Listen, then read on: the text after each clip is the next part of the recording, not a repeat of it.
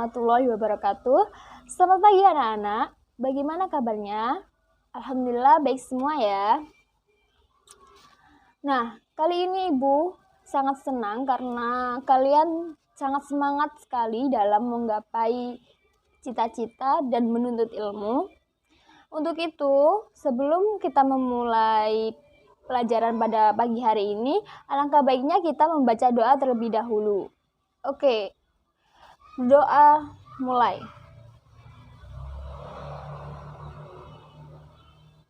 Berdoa selesai. Alhamdulillahirrahmanirrahim. Terima kasih. Lalu yang selanjutnya, Ibu akan mengabsen kehadiran kalian pada pagi hari ini. Alhamdulillah semua hadir ya, lengkap. Oke, lanjut. Ibu pada pertemuan kali ini akan membahas tentang materi kaitannya struktur atom dan tabel periodik dalam Al-Quran. Baik, kali ini saya akan menjelaskan tentang konsep struktur atom dan tabel periodik. Yang pertama, saya akan membahas tentang konsep struktur atom. Jadi, atom pertama kali dicetuskan oleh Demokritus. Beliau mengungkapkan bahwa atom adalah suatu partikel yang tidak bisa dibagi lagi. Lalu, gagasan tersebut dikembangkan oleh John Dalton. John Dalton mengungkapkan bahwa atom adalah suatu partikel yang tidak bisa dipecah lagi. Namun, menjelang abad ke-18, postulat-postulat tersebut tidak berlaku lagi karena telah ditemukan partikel subatomik pada atom, antara lain radioaktivitas, elektron, serta sinar X. Yang kedua adalah J.J. Thomson. J.J. Thomson mengungkapkan bahwa atom adalah seperti roti kismis, yaitu atom bermuatan positif kemudian dinetralkan oleh elektron yang tersebar di dalamnya. Yang selanjutnya adalah Rutherford. Rutherford mengungkapkan bahwa elektron mengitari atom seperti planet yang mengitari matahari. Lalu yang selanjutnya adalah Niels Bohr. Kegagalan model atom Rutherford adalah ketidakmampuannya menjelaskan mengapa elektron dapat mengelilingi inti atom.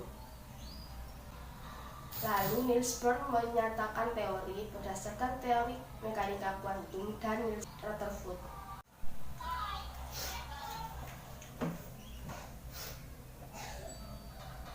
Lalu yang kedua adalah konsep dasar tabel periodik. Sistem periodik unsur adalah susunan unsur-unsur berdasarkan nomor atomnya dan kemiripan sifat kimianya.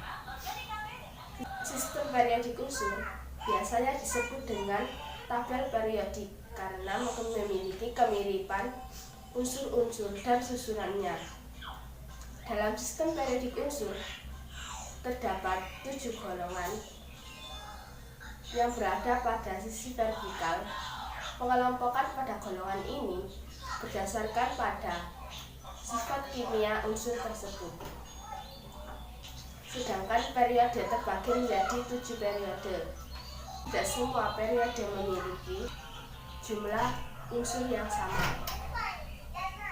Sistem periodik unsur dan struktur atom merupakan materi abstrak karena membahas tentang materi yang sangat terkecil. Fenomena struktur atom dan tabel periodik dalam kehidupan sehari-hari. Apakah kalian tahu unsur oksigen? Ya, unsur oksigen memegang peranan penting dalam kehidupan sehari-hari dan dalam proses tubuh secara fungsional, serta kebutuhan oksigen merupakan kebutuhan yang paling utama dan sangat vital bagi tubuh. Oksigen adalah unsur kimia yang mempunyai lambang O dan mempunyai nomor atom 8. Dalam tabel periodik, oksigen merupakan unsur non-logam dan berada pada golongan 7A. Oksigen dapat dengan mudah bereaksi dengan hampir semua unsur lainnya, utamanya menjadi oksida. Oksigen diperlukan sel untuk mengubah glukosa menjadi energi yang dibutuhkan untuk melakukan berbagai aktivitas sehari-hari, seperti aktivitas fisik, penyerapan makanan, melakukan berbagai aktivitas, membangun kekebalan tubuh, pemulihan kondisi tubuh, dan juga penghancuran beberapa racun sisa-sisa metabolisme. Pemeliharaan oksigen jaringan tergantung pada 3 sistem organ, yaitu yang pertama sistem kardiovaskuler, yang kedua hematologi, yang ketiga respirasi. Jika aliran oksigen ke jaringan berubah, menyebabkan metabolisme berlangsung secara tidak sempurna. Adanya kekurangan oksigen ditandai dengan keadaan hipoksia, yaitu yang dalam proses lanjut dapat menyebabkan kematian jaringan, bahkan dapat mengancam kehidupan. Hipoksia merupakan kondisi tidak tercukupinya kepenuhannya kebutuhan oksigen dalam tubuh akibat defisiensi oksigen atau peningkatan penggunaan oksigen dalam tingkat normal sel. Ketidakseimbangan sesuatu hal akan mengakibatkan dampak yang tidak baik, sebagaimana yang telah diterangkan dalam firman Allah tentang kesadaran kita akan sesuatu yang tidak seimbang sebagai berikut. A'udzu billahi minasyaitonir rajim. Bismillahirrahmanirrahim. Alladzi khalaqa sab'a samawatin tibaqa ma tara fil khalqir rahmani min tafawut farji'il basra hal tara min futur, yang artinya yang menciptakan 7 langit berlapis-lapis, tidak akan kamu lihat sesuatu yang tidak seimbang pada ciptaan Tuhan yang Maha Pengasih. Maka lihatlah sekali lagi, adakah kamu lihat sesuatu yang cacat? Quran Surat Al-Mulk ayat 3. Yang selanjutnya saya akan menjelaskan tentang ayat-ayat Al-Quran yang berkaitan dengan struktur atom dan tabel periodik. Yang pertama, konsep struktur atom dalam Al-Quran. Setiap materi di alam semesta ini tersusun atas partikel-partikel yang sangat kecil. Sebelum para ahli mengemukakan pendapat mereka, sudah terlebih dahulu Allah mencantumkan di dalam Al-Quran tentang atom, yaitu terdapat dalam surat Al-Zalzalah ayat 7-8 yang berbunyi, A'udzubillahi minasyaitonirrajim, Bismillahirrahmanirrahim. Faman ya'mal mithqala dzarratin khairan yarah wa man ya'mal mithqala dzarratin syarran yarah, yang artinya, barang siapa yang mengerjakan kebaikan seberat zarah pun, niscaya dia akan melihat balasannya. Dan barang siapa yang mengerjakan kejahatan sebesar zarah pun, niscaya dia akan melihat balasannya pula. Di dalam 2 ayat di atas terdapat kata zarah, yang artinya lebih halus dari debu. Istilah zarah juga dipakai oleh para ahli fisika Arabi untuk menyebutkan kata atom. Selain kata dzarrah, atom juga disebut dengan al-jauharul fard, yang artinya benda yang sangat halus dan tidak dapat dibagi lagi.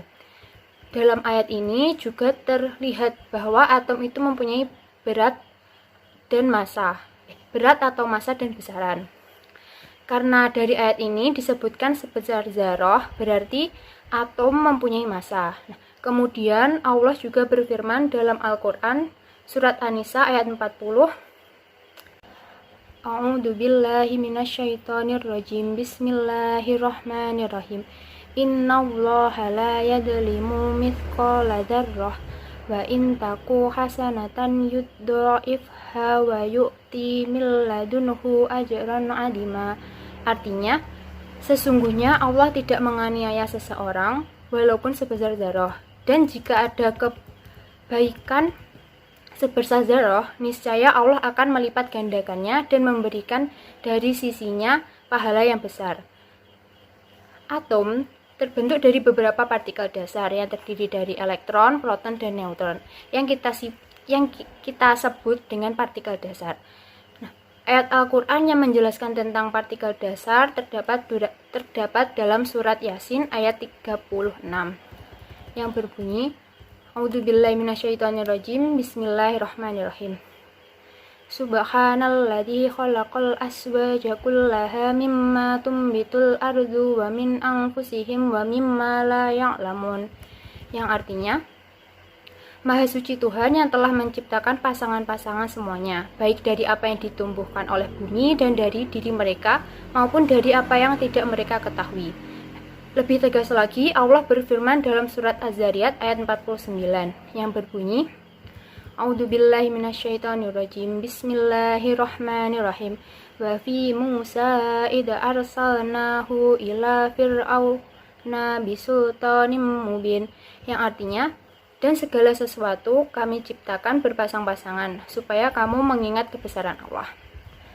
Yang selanjutnya, teori-teori tentang atom yang sudah kita ketahui, ini muncul dari pemikiran-pemikiran dan mungkin juga ilham, di mana ternyata karena Al-Quran memberikan isyarat-isyarat tentang atom dan nilai bobot atom serta benda yang lebih kecil daripada atom, di mana hal ini dapat kita lihat pada Al-Quran Surat Al-Zalzalah ayat 7-8 dan Surat Saba ayat 3 serta Surat Yunus ayat 61 terdapat kata-kata yang sama, yaitu mithqala dzarrah. Di dalam Surat Al-Zalzalah dan Surat Saba mengandung pengertian seberat zarah, tetapi dalam Surat Yunus mengandung pengertian sebesar zarah. Di sini dapat kita lihat bahwa ada kata sebesar, berarti atom mempunyai ukuran. Maka jelas terlihat bahwa atom mempunyai berat sesuai dengan berat proton ditambah neutron yang dikandungnya, yang satuannya adalah SMA, yaitu satuan massa atom. Yang kedua yaitu konsep tabel periodik dalam Al-Quran. Pengelompokan unsur-unsur dalam sistem periodik unsur sesuai dengan keteraturan sifat-sifat unsur. Keteraturan sifat unsur-unsur dalam sistem periodik unsur sesuai dengan kekuasaan Allah yang menciptakan langit dan bumi secara bertahap. Dalam Quran Surat Al-A'raf ayat 54 yang berbunyi, A'udzubillahi minasyaitonirrajim, Bismillahirrahmanirrahim. Inna rabbakumullahu alladzi khalaqas samawati wal arda fi sittati ayyamin tsumma stawa 'alal arsy yughshil lailan nahara yatlubuhu hasitha